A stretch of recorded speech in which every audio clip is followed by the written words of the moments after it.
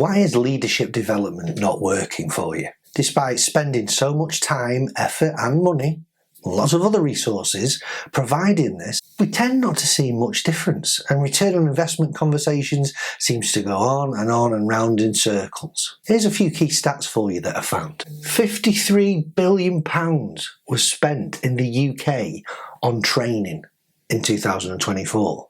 And the more worrying stat is that that's the lowest amount in the previous decade. That tells me that we're starting to wonder whether it's worth it. Globally, Insights tells us that $60 billion are spent annually on leadership development activities.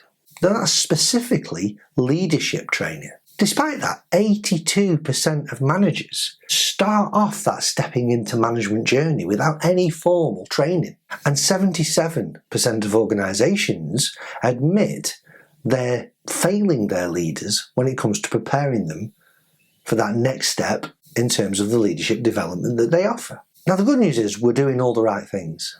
The bad news is, and the reason why it's not working, is we're doing them in the wrong order. We tend to pick up a group of leaders, we'll put them into the training room and we'll teach them the skill sets that we require from them. Let's say coaching skills. During that we'll introduce them to some tool sets as well, the GROW model and a bunch of other things, as well as some of the rollout mechanisms required for them to actually then go ahead and coach. And then we'll release them back into the wild.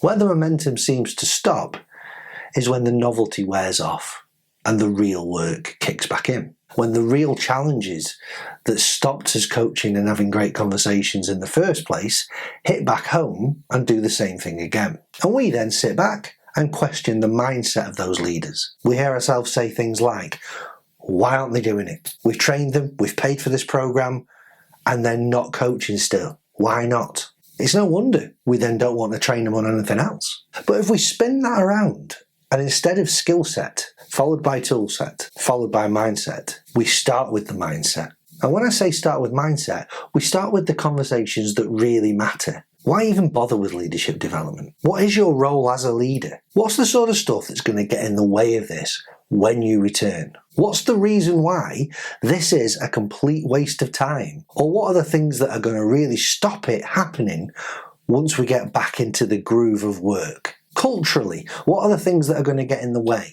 These are the things we need to know. These are the things we need to really work through. And this isn't about how we want to be as managers. We can train anyone up to have the skills to be a great manager. But if something's blocking them within the organisation from being able to deploy those skills, then again, we won't see the traction.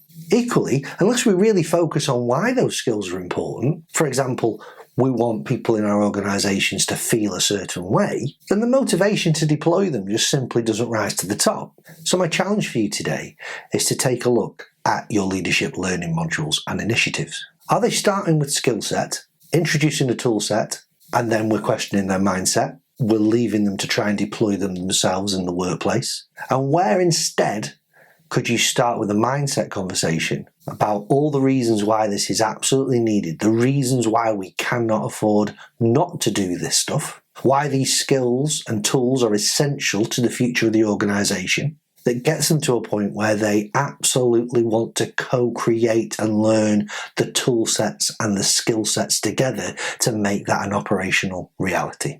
Let me know what you come up with. Chat in the comments.